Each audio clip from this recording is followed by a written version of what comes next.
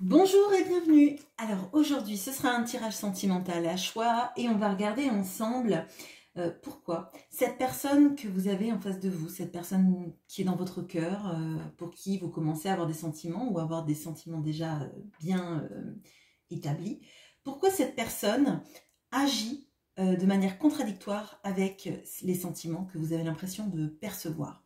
Alors on va regarder dans un premier temps quels sont ces sentiments, si effectivement du coup vous vous retrouvez dans les sentiments de cette personne, si jamais vous voyez que c'est exactement ce que vous avez décrypté, ou alors si c'est différent. Ensuite on va regarder pourquoi justement, qu'est-ce qui bloque, et pourquoi cette personne elle a cette attitude là, voilà. Et enfin on va voir l'évolution de la relation. Pour ce tirage, je vais vous proposer 3 groupes. Le premier groupe, ce sera le quartz blanc, le cristal de roche. Le deuxième groupe, ce sera le lapis lazuli. Et le troisième groupe, ce sera le quartz rose. Je vous mettrai en timer dans la barre de description les différents... je vous mettrai les timers dans la barre de description pour que vous alliez voir le groupe qui vous parle le plus. On commence tout de suite avec le cristal de roche. Alors, bonjour à vous qui avez pris le cristal de roche. Alors, on regarde ces sentiments. On regarde ce qui bloque. Pourquoi est-ce que cette personne agit de manière contradictoire ou pourquoi elle ne verbalise peut-être pas les sentiments. Et on va regarder l'évolution de cette relation.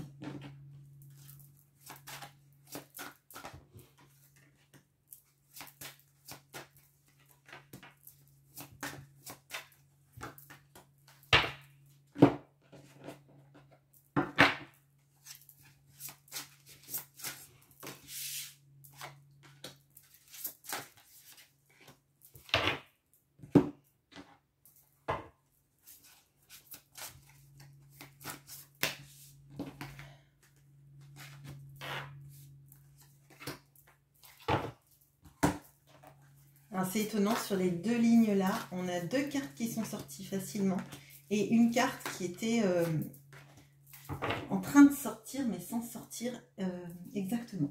Alors là, on peut avoir quelqu'un par exemple qui est entre un dévoilement et un mode protection. Alors, les sentiments, on a la perte avec cette personne qui s'est attachée à la bite d'amarrage et qui voit ce bateau partir. Alors, s'est-il attaché? Est-il attaché? On a l'enfermement. Décidément, c'était mon tirage de, je crois, vendredi dernier, je ne sais plus. On a le 8 de coupe. On a le 9 de denier. Et on a le 3 de coupe. Ok. Ok. Alors, là, on a quelqu'un qui est dans le sabotage. On a quelqu'un qui est dans le repli sur soi. On a quelqu'un qui est dans une sorte de... oui, de sabotage, mais de... quelqu'un qui provoque lui-même sa sensation de perte amoureuse, clairement. Donc là, pour moi, c'est quelqu'un qui se sacrifie, qui s'est attaché lui-même à la bite d'amarrage, pardon, pour ne pas être tenté de suivre ce bateau, de monter à bord de ce bateau qui pourrait représenter votre relation, votre amour. On a l'enfermement, donc effectivement là on a quelqu'un qui peut même être en silence radio, en repli sur soi, en tentative de fuir tout ce qui vient du monde extérieur. Et dans l'extérieur, du monde extérieur, mais moi je le ressens dans les sentiments vis-à-vis de vous, c'est la problématique posée. Et on a quelqu'un qui tourne le dos à la relation, donc on a quelqu'un qui sciemment est en mode repli, est en mode je ne cherche pas l'amour, parce qu'on voit que cette personne, ce qu'elle cherche là, et on voit qu'elle est dans l'évitement, c'est pas, pour moi, c'est pas quelqu'un qui n'éprouve rien pour vous, c'est quelqu'un qui éprouve quelque chose pour vous, mais qui est dans un sabotage total, et qui mise dans sa vie sur son bien-être financier, sa sécurité financière, et sur passer des bons moments. Alors, ça peut être des moments avec des amis, par exemple. Typiquement, si vous avez quelqu'un face à vous qui a un entourage amical très fort, c'est je profite de mes potes, hein, clairement, pour sortir, pour m'amuser, pour boire, etc., etc. Déjà pour ne pas penser, et en mode vraiment célibataire. Enfin, moi, c'est vraiment ce que je ressens là. C'est, je tourne le dos à une relation d'amour parce que ça me monopolise trop d'énergie. Je ne communique pas à cette personne et les seules sorties que je fais, c'est des sorties avec mes amis. Les seuls plans que je fais, c'est des plans pour m'enrichir, pour stabiliser mes relations économiques. Et là, c'est du sacrifice volontaire, quoi. C'est, je ne te suis pas dans cette aventure amoureuse. Oui, je me sabote, je me sacrifie, je reste en silence, je reste centrée sur moi. Et je ne pense qu'à m'amuser et faire de l'argent parce que finalement, ça ne heurte pas mon cœur, quoi. Il laisse pas rentrer dans le cœur, il vous laisse pas rentrer dans son cœur facilement. Ça veut pas dire que vous n'y êtes pas, ça veut dire que clairement, on a quelqu'un là qui est plutôt dans la distanciation vis-à-vis de vous, au profit de choses légères, je dirais, et d'accomplissement personnel. Bon.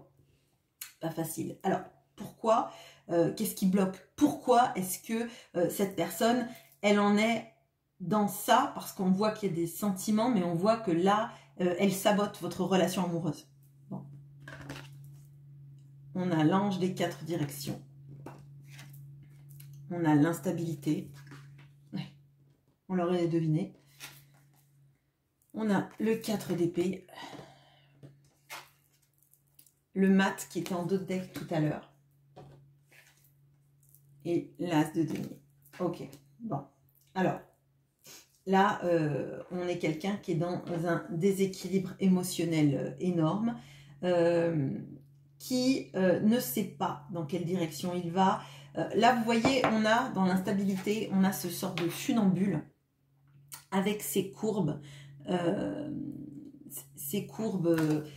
totalement anarchiques entre le cycle intellectuel, physique et émotionnel. Et on voit que rien n'est corrélé, tout part un petit peu n'importe comment. On a quelqu'un qui essaye de maintenir un équilibre pour pas tomber. Et je pense que on a vraiment de ça en fait. On a quelqu'un qui a besoin de la matérialité, d'un nouveau départ, de légèreté dans sa vie.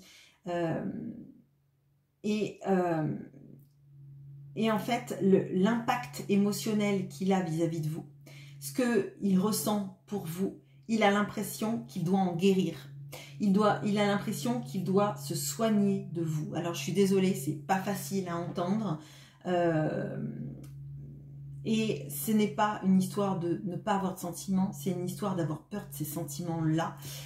On peut avoir quelqu'un qui a eu une forte blessure de trahison avant votre rencontre et, alors j'allais dire qu'il vous fait payer. C'est pas vraiment qui vous fait payer ce qu'il ressent, mais c'est trop impactant. Cette relation amoureuse est trop intense et on a quelqu'un qui se dissensie clairement de ce qui est trop intense pour lui ou pour elle. Je vous demande d'adapter. On a quelqu'un qui a besoin de légèreté, qui a besoin de penser à la fête et à l'argent. Vraiment, on a vraiment ça. Hein, qui a besoin d'insouciance dans sa vie, qui a besoin de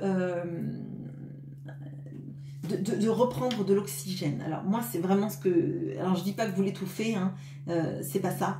Je pense que c'est vraiment ces schémas passés qui font que maintenant, la relation amoureuse, elle n'a pas la même connotation pour lui que pour vous, clairement.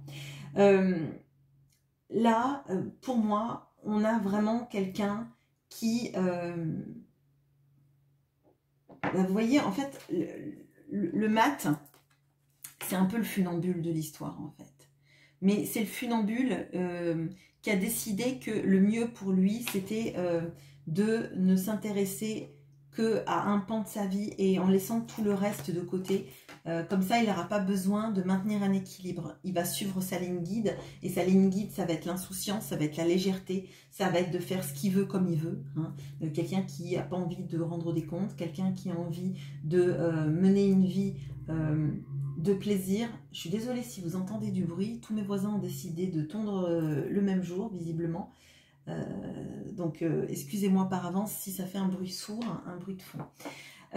Mais là, clairement, on a quelqu'un qui supporte pas, en fait, d'être guidé par son émotion. Donc, là, on peut vraiment, ce que je vous dis, avoir des silences radio et quelqu'un qui vous fuit émotionnellement parce que quelqu'un qui a besoin de vivre une vie légère et guidée juste par ses intérêts, par ce qui le motive. Ok ? Bon, est-ce qu'il y a une évolution vis-à-vis de vous? Parce que là, je me doute que si vous êtes dans ce groupe-là, vous n'êtes pas bien actuellement. Alors, on a encore cette notion d'équilibre, de tenter de s'équilibrer.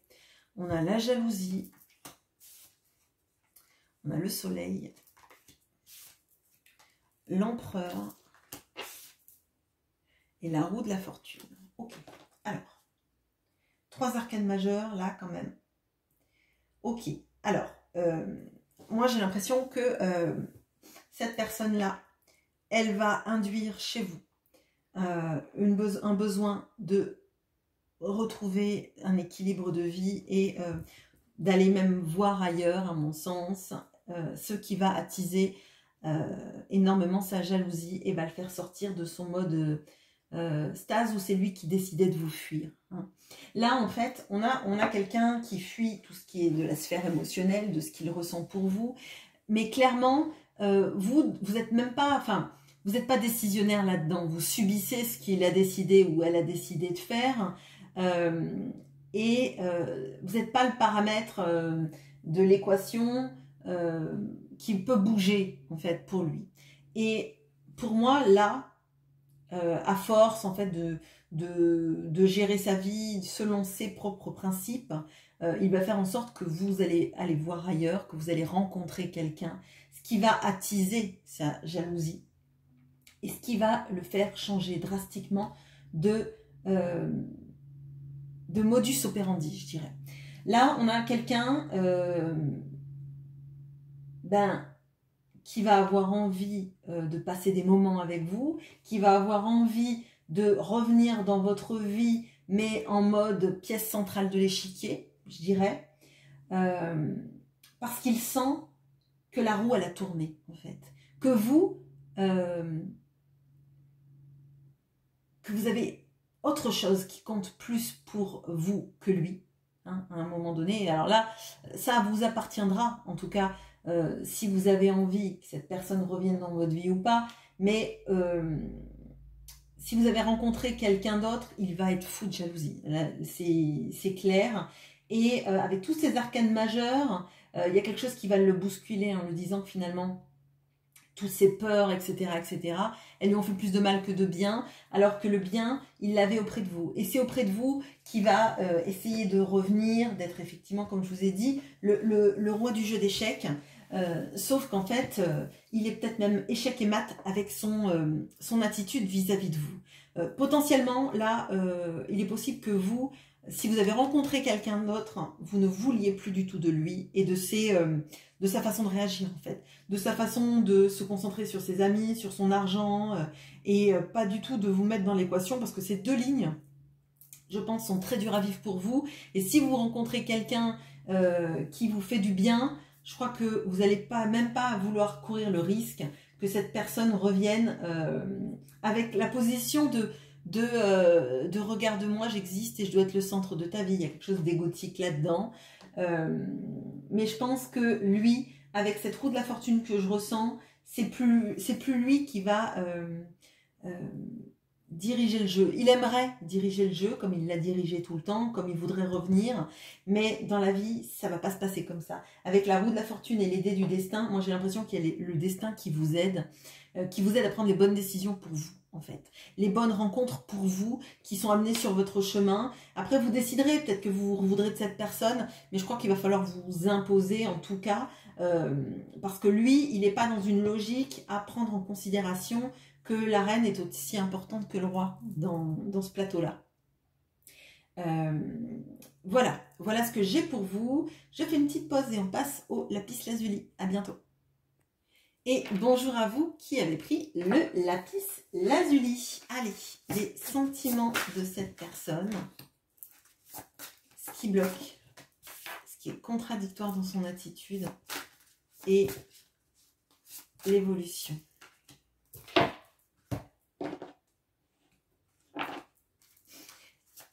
Alors, tout à l'heure, j'avais, donc entre mes deux groupes, j'avais la musique de, alors je ne sais plus si c'est Histoire naturelle, c'était une émission qui passait tard la nuit, vers, je ne sais plus, 2-3 heures du matin. Alors, je ne sais pas, est-ce que ça veut dire que la personne de votre cœur rentre à ces heures-là du travail? Est-ce que ça veut dire que c'est quelqu'un qui est chasseur ou très intéressé par... la vie des oiseaux, des animaux dans les forêts, et je sais pas du tout, mais bon, je sais même pas si cette émission existe encore, donc j'avoue que j'ai dû la regarder une ou deux fois quand j'étais jeune, quand je rentrais de sortie, mais parce que pas envie de s'endormir tout de suite et rien à la télé, mais voilà, bon bref. Ça aide à dormir, enfin, sauf pour les personnes intéressées. Peut-être que ça vous parlera, et si c'est le cas, dites-le moi en commentaire. Allez, alors les sentiments. On a les maîtres ascensionnés, on a le retard, le 3 d'épée, l'empereur et le cavalier de denier. Ok. Alors, là, ça va concerner principalement, je pense, des personnes qui sont des ex ou qui ont été des ex, qui sont peut-être en reprise. Il y a quelque chose sur quelqu'un qui a pris beaucoup de temps à réaliser les sentiments qu'il avait pour vous, la manière dont il a agi avec vous. On a quelqu'un qui a de la culpabilité du mal qu'il vous a fait. Alors, il peut y avoir une sorte de trahison. Hein. Ça peut être quelqu'un, par exemple, qui a choisi une autre personne dans sa vie plutôt que vous. J'ai l'impression qu'en fait, là, on a quelqu'un qui a de la culpabilité parce qu'il a mis du temps à conscientiser, qu'il a l'impression d'être arrivé après le train. Hein. C'est vraiment ça. Et pourtant, c'est quelqu'un qui a envie d'être l'homme ou la femme de votre vie, mais quelqu'un de marquant que vous estimeriez comme l'homme ou la femme idéal pour vous. Alors, souvent, ça m'indique un homme, l'empereur, hein, mais ce sont des énergies très masculines en tout cas. Ça n'empêche pas que votre autre soit une femme, mais il y a quelque chose de très fort et oui, de régner un peu sur votre royaume, d'être votre référent et d'éclipser si vous avez quelqu'un d'autre dans votre vie ou si vous avez rencontré quelqu'un entre-temps, entre lui et maintenant, d'éclipser cette personne, d'être l'amour de votre vie, la personne inoubliable de votre vie, clairement. Mais il y a vraiment cette notion du temps, d'avoir pris trop de temps, de vous avoir fait trop de mal, d'avoir eu du mal à comprendre en fait à quel point vous comptiez pour lui. Excusez-moi, je suis un peu perturbée, je vois les oiseaux. Alors, bon, je vais le dire, ça va peut-être concerner une personne qui regardera peut-être même cette vidéo dans un an, mais en l'occurrence, si votre autre est fan des oiseaux, des aigles, il y a quelque chose vis-à-vis des oiseaux là. J'ai une colombe, j'ai cet aigle là, j'ai les ailes de l'ange qui me font penser à ça. Si votre ex est passionné d'oiseaux. Il y a un rapport particulier avec les oiseaux. C'est vraiment... ce tirage est encore plus marquant pour vous. Bon, ça n'empêche pas toutes les autres personnes d'être concernées par le tirage, mais le message est encore plus fort pour vous si c'est le cas. On a quelqu'un effectivement qui a l'impression que maintenant il est plus qu'une ombre dans votre vie, ou que sa présence dans votre vie et votre présence dans sa vie sont à une sorte de virage. Hein. Oui, j'entends vraiment ça a pris trop de temps, j'ai pris trop de temps, j'ai pris trop de temps, j'ai fait trop de mal, j'ai pris trop de temps, j'ai fait trop de mal. Enfin, ça tourne en boucle. Alors, j'en suis désolée, je vous le redis, mais pour les personnes qui me connaissent sur cette chaîne, tant que j'ai pas dit les choses vraiment, expliciter ma pensée, ça tourne en boucle pour moi. Bon, alors, bon, du coup, on voit ça maintenant. Qu'est-ce qu'on peut me parler des blocages qu'il ressent? On a les pensées sombres, les pensées noires, hein, cette sorte de labyrinthe. On a l'amitié. Le 10 de coupe. Le diable. Et le valet d'épée. Bon, alors, là, il y a quelque chose d'assez étrange. Alors, cette personne, si effectivement elle a mis trop de temps et qu'elle a construit une autre famille, une autre relation entre le moment où vous êtes connu et maintenant, on a clairement quelqu'un qui a l'impression qu'il est dans un labyrinthe, qu'il est conduit dans un labyrinthe dont il ne voit pas la sortie, qu'il est dans une relation familiale ou entre guillemets de couple, qui semble aux yeux de tout le monde comme quelque chose de très beau, de très stable, de très équilibrant, mais c'est pas son ressenti à lui. Lui, il a l'impression qu'il est pris au piège dans un labyrinthe, et que ce piège, c'est cette relation, c'est cette vie de famille, c'est cette relation amoureuse, hein, excusez-moi de dire ça. Je pense pas qu'il ne ressente de l'amour, mais ce que je ressens là, c'est qu'on a quelqu'un qui est dans le paraître énormément, qui a fait croire à tout le monde qu'il savait gérer sa vie, qu'il savait gérer une vie stable de famille, où vous voyez de l'extérieur, on a l'impression que c'est la famille idéale, vous voyez, comme ces familles américaines qui font les photos de famille à Noël tous les ans, de la même manière, vous voyez dans un album photo où c'est toujours la même photo, prise toujours par le même photographe, d'une année sur l'autre. J'ai rien contre ça, mais c'est quelque chose on sourit sur la photo, vous voyez, enfin, et ça représente pas du tout ça. Il se sent vraiment complètement pris au piège, lié dans cette histoire-là.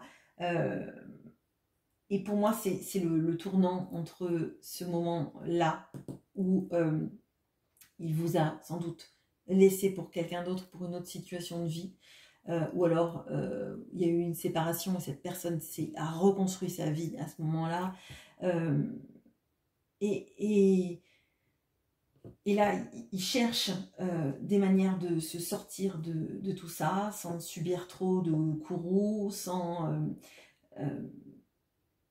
et vous voyez, ce que je vois, c'est que là, on a le valet d'épée. Le valet d'épée, il cherche des solutions, il s'informe, il stalk, il cherche des informations sur Internet, dans les livres, enfin, là, en l'occurrence, je pense à Internet, pour avoir une vision lucide de comment sortir de cet état nuageux. Hein. Les nuages sont aussi sur ce valet d'épée, les mêmes qui sont ici, les mêmes qui sont ici également, et qui ne sont pas là où le soleil brille, où on est heureux pour les amis, pour l'entourage, on est la famille idéale, on est la personne qui réussit sa vie, on est le couple idéal, tout le monde nous admire, on est les référents, hein, quelque part. Sauf que c'est pas vrai du tout. Ça n'existe pas, ça n'existe que dans l'image qu'on renvoie, mais à l'intérieur, on a quelqu'un qui cherche à se sortir de sa prison mentale, on a quelqu'un qui cherche à sortir de sa situation, du labyrinthe dans lequel il s'est mis tout seul, en fait. Bon, ok. Alors, pardon, excusez-moi, je suis un peu... c'est très dense. L'évolution, maintenant. on a l'augmentation, la parole, okay. Le hiérophante, le 9 de bâton et la reine de coupe. Ok. Alors, évolution, il y a. Déjà, évolution, il y a de la parole, de la capacité de cette personne à essayer de vous dire ce qu'il se passe dans sa vie. Peut-être parce que vous l'avez vu sur les réseaux, notamment, avec une belle photo de famille aimante, avec tout le monde qui dit « Oh là là, mais il y a tellement d'amour dans cette famille ». Vous voyez ce genre de choses, où en fait on se retrouve à lire des commentaires, voir des images qui représentent en fait l'image qu'on a envie de donner, mais qui ne sont pas du tout ce qui se passe réellement dans le cœur de cette personne. Et cette personne, elle a envie de vous dire tout ce qui se passe dans sa vie, toute la manière dont elle ressent les choses. Elle a envie de vous dire aussi que elle a envie de sortir de cette relation qui la grignote, qui la laisse prisonnière, hein. Avec le pape, on a cette notion du bien contre le mal, hein, de l'impression de pouvoir trouver déjà la sortie du labyrinthe. Vous voyez, avec un escalier, on sort plus facilement du labyrinthe parce qu'on va avoir la position du dessus, on va voir où est la sortie. Et puis surtout, peut-être que tout simplement, on va prendre l'escalier, puis on va sauter et on sera de l'autre côté. Donc là, cette personne, elle a envie de vous dire qu'elle a envie de sortir de cette situation, qu'elle va tout faire pour sortir de cette situation, mais qu'il lui faut une vision claire des choses, qu'il lui faut effectivement bien regarder quels sont les tenants et aboutissants de cette sortie de labyrinthe, de bien comprendre quels vont être les enjeux qu'elle va surmonter, et de voir aussi en même temps comment ça peut se passer entre vous, parce qu'il y a du temps. Il y a du temps qui s'est passé, vous avez sans doute changé l'un et l'autre, vous avez mûri, vous avez construit peut-être chacun vos vies de votre côté. Et malgré l'amour qu'il ou elle ressent pour vous, malgré l'amour qu'elle peut ressentir chez vous, ou imaginer ou espérer chez vous, elle a peur en fait, elle a peur. Là, on voit quelqu'un qui a mis tellement de temps et qui a peur de vous avoir fait tellement de mal qu'elle se demande si les choses vont être réparables, si les coups de canif, pas dans le contrat, mais les coups de canif que vous avez pu ressentir, est-ce que ça sera cicatrisé chez vous ou est-ce que c'est encore des plaies béantes? Est-ce que vous allez pardonner sur la longueur? Pardonner, ça ne veut pas dire que vous oubliez en fait ce qui a été fait, mais ça veut dire que vous voulez reconstruire avec lui ou avec elle quelque chose de beau, quelque chose de joli. Et si vous, par exemple, vous avez quelqu'un d'autre dans votre vie, parce que peut-être qu'il a envie d'éclipser les autres personnes de votre vie, peut-être qu'il imagine que vous avez quelqu'un dans votre vie, peut-être que vous avez quelqu'un dans votre vie, que c'est plus fluide en tout cas, ou que ça vous aide à surmonter certaines choses, peut-être que il a peur que vous, les anciens traumas en fait, fassent que vous ne lui fassiez plus confiance. Vous voyez, une sorte de blessure de trahison qui fait que après, chat échaudé craint l'eau froide. Et comment réparer? Comment réparer cet amour? Comment vous récupérer? Et comment vous récupérer pour une vie qui marche en fait, sans derrière que tous les jours vous lui fassiez comprendre qu'il vous a fait du mal parce qu'il en est conscient en fait. Voilà ce que j'ai pour vous. Je vous laisse sur ce groupe là, je fais une petite pause et on passe au quartz rose. À bientôt. Et bonjour à vous qui avez pris le quartz rose. Allez, on y va. Ces sentiments, le blocage, ce qui fait que c'est peut-être contradictoire entre ce qu'il ressent ou ce qu'elle ressent et sa manière d'agir et l'évolution. Allez.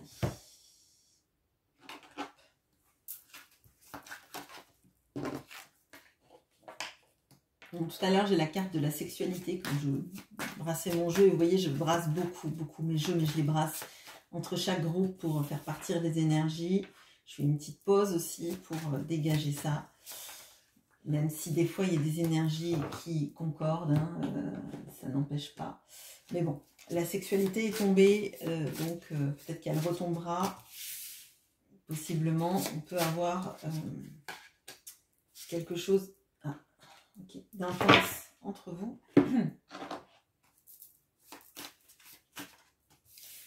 On va voir si ça retombe.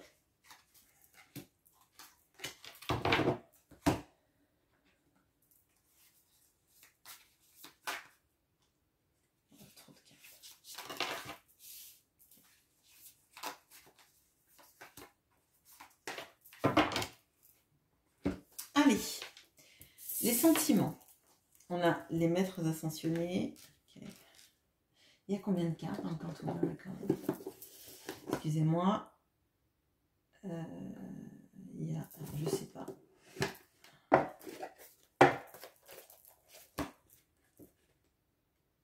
Parce qu'il y a des cartes qui reviennent, donc je me dis à un moment donné.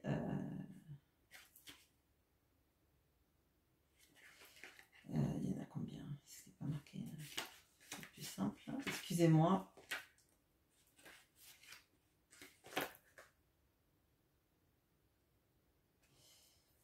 Ben, je sais pas. Il faudrait que je les compte tous, mais ça va prendre une plombe. Donc, il y en a quand même pas mal. Et sachant que je les mélange quand même 3 fois, 3-4 fois. Le paquet est comme ça. Et il y a une carte qui revient au même endroit du groupe numéro 2. Ok, bon, excusez-moi pour cet aparté. On a la trahison. Ok. Cavalier de coupe. Le 6 de denier. Okay.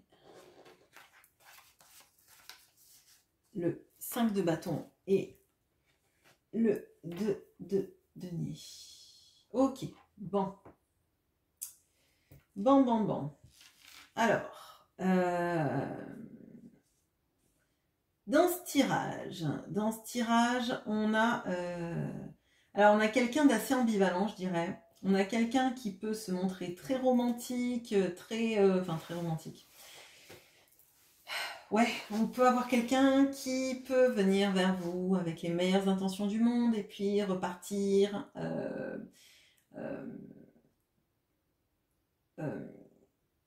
Il y a cette impression-là, excusez-moi, ce que je ressens, c'est qu'on a quelqu'un qui est constamment dans une sorte d'ambivalence.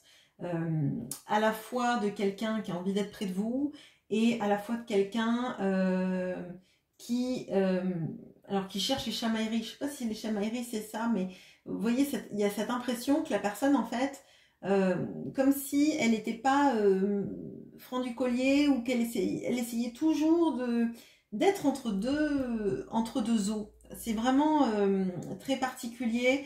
Vous avez l'impression que quand elle vous voit, limite, elle vous fait l'aumône de sa présence pour disparaître ensuite.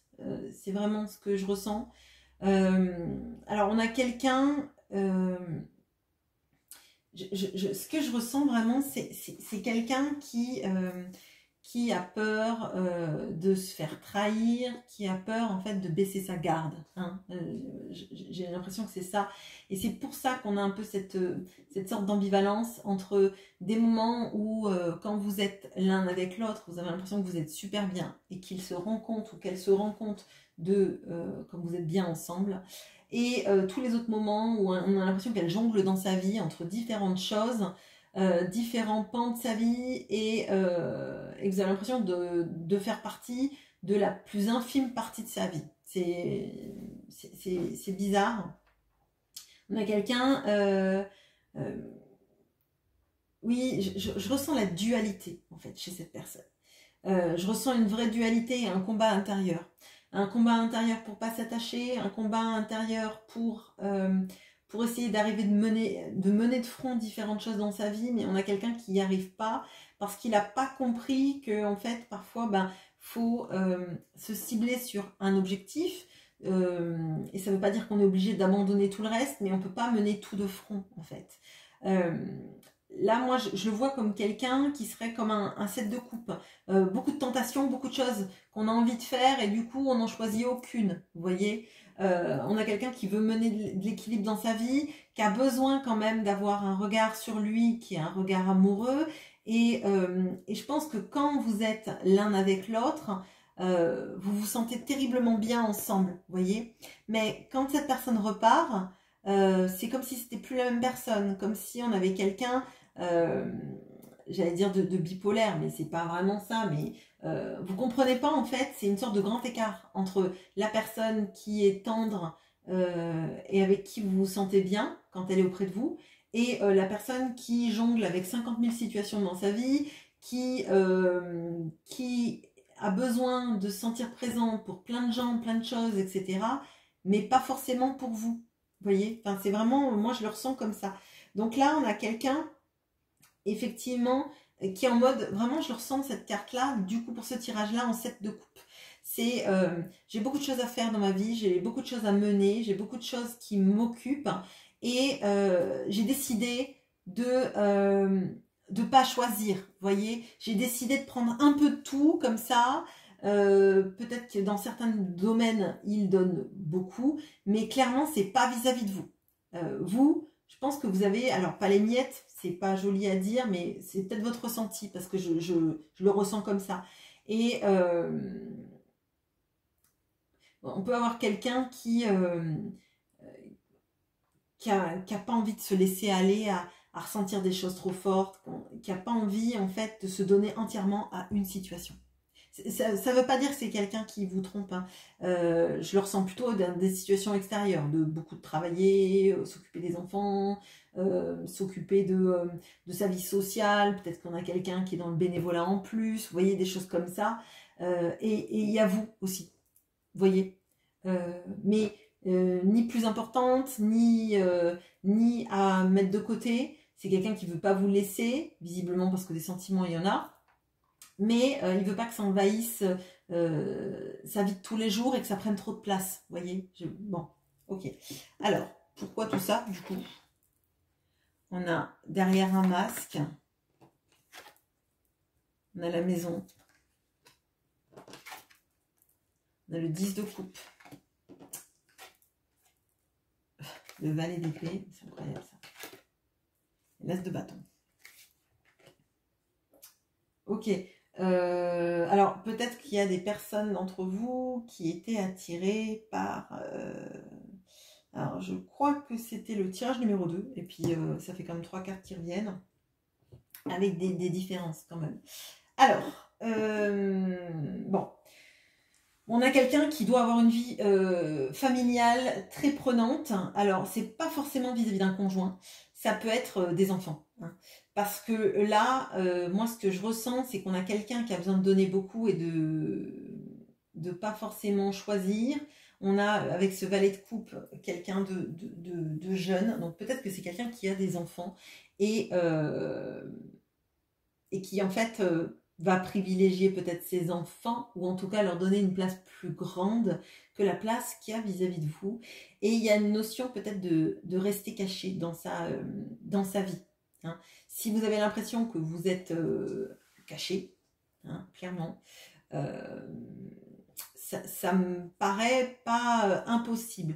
Peut-être qu'il n'y a pas eu de présentation à la famille, peut-être que c'est pour ça que vous vous sentez un petit peu genre, il vient vous voir ou vous allez chez lui, mais quand les enfants sont pas là, hein, et si les enfants sont grands, je serais assez étonnée que vous ayez été présenté à la famille et aux enfants. Bon, on a quelqu'un qui a besoin aussi d'être bien considéré par ses enfants. Alors, ça pourrait être par exemple quelqu'un qui est veuf et qui n'arrive pas à représenter quelqu'un à ses enfants. Ça pourrait être quelqu'un qui est séparé et qui veut pas faire de même.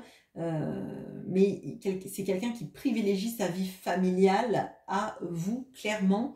Et c'est pour ça que y a de l'amour, mais cette personne, elle a tellement de choses à prendre en compte que vous n'êtes pas sa priorité numéro 1, en tout cas son point focal d'attention. On a quelqu'un qui vous a sans doute exprimé plus son désir que son amour. Bon. parce que c'est sans doute plus facile pour lui de l'exprimer. Ça ne veut pas dire qu'il ne vous a pas déjà dit je t'aime, hein, mais à mon sens, on a quelqu'un qui a plus de facilité à placer les choses d'un point de vue de l'amour, du désir, pardon, que de l'amour,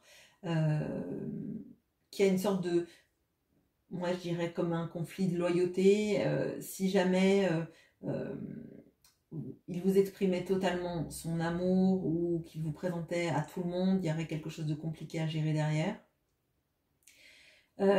Là, vraiment pour moi, c'est pas un manque d'amour qu'il y a vis-à-vis de vous, c'est que l'amour de l'entourage, l'envie de plaire aux autres et le fait que vous restiez plus ou moins caché de son entourage, ça lui convient bien. Ça bien mieux qu'à vous, j'en doute pas. Alors, l'évolution maintenant. On a le courage. On a la joie. On a le 5 de denier. La tour. Et le 4 de denier. Ok.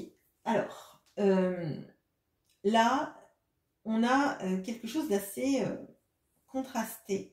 Parce que les cartes de tarot ne correspondent pas aux cartes d'oracle dans l'énergie. Je m'explique. Les cartes d'oracle, on a la joie et le courage. Bon.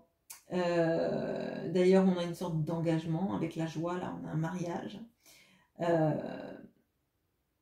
Et ces cartes-là sont des cartes de solitude, de remise en question, de bouleversement dans sa vie. Alors, moi, j'ai envie de l'interpréter de la manière qui suit. Je pense que vous allez vous désinvestir de cette relation.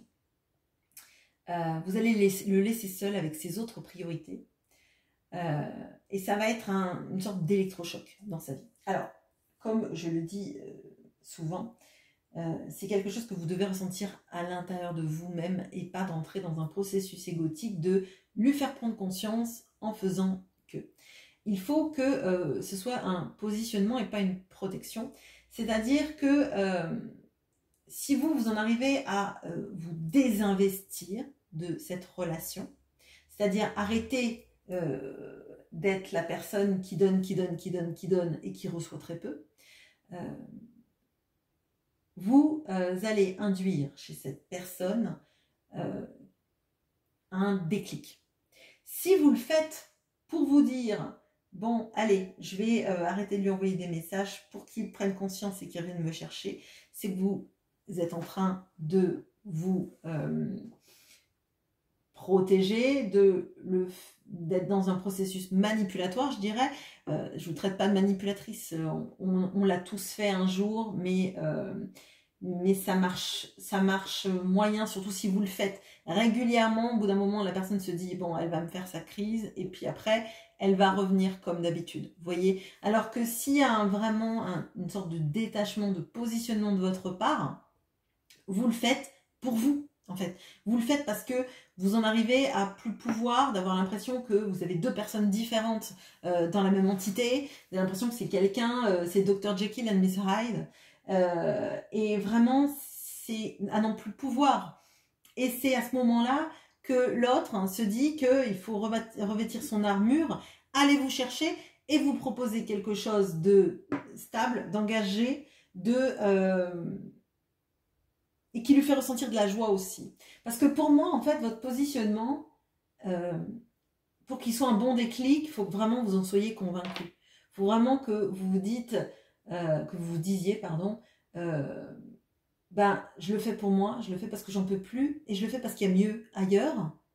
Ce qui ne veut pas dire que cette personne ne peut pas revenir dans votre vie, mais il faut vraiment que vous soyez persuadé que c'est pour vous que vous faites ça, et pas pour le faire réfléchir, vraiment, ou la faire réfléchir.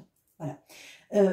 Donc pour moi, à ce moment-là, et seulement à ce moment-là, cet autre réalise que il va falloir qu'il ait du courage pour choisir une chose dans sa vie, qu'il ait du courage pour s'engager vis-à-vis de vous, parce qu'il ressent clairement votre manque, le manque de vous, le manque de tout ce que vous lui donniez, ok ? de toute la chaleur qu'il ressentait auprès de vous, et que la sexualité ne suffit pas à baser une relation qui dure. Quand on a le manque de l'autre, ce n'est pas qu'un manque physique, c'est un manque de tout l'échange amoureux qu'il y a, de toute la complicité, de tous les bons moments qu'on passe. Ça ne peut pas se résumer juste à la sensualité, sinon c'est que vous êtes d'accord tous les deux, mais que vous voulez rien créer de plus. Ok. Et là on voit que c'est pas ça, on voit qu'il y a des sentiments amoureux, mais que ça passe après toutes les autres responsabilités, et à un moment donné, ça va avancer nulle part, ça va continuer tant que vous êtes dans ce mode-là de lui à donner peu, et à privilégier tout plein d'autres choses avant vous, à penser que finalement, bah, tant qu'il vous donne de la sexualité et que vous l'acceptez, ben ça marche. Enfin, pourquoi il arrêterait le truc en fait? Vous voyez ce que je veux dire? Pourquoi? S'il n'a rien à vous proposer de plus, c'est pas nourrissant pour vous.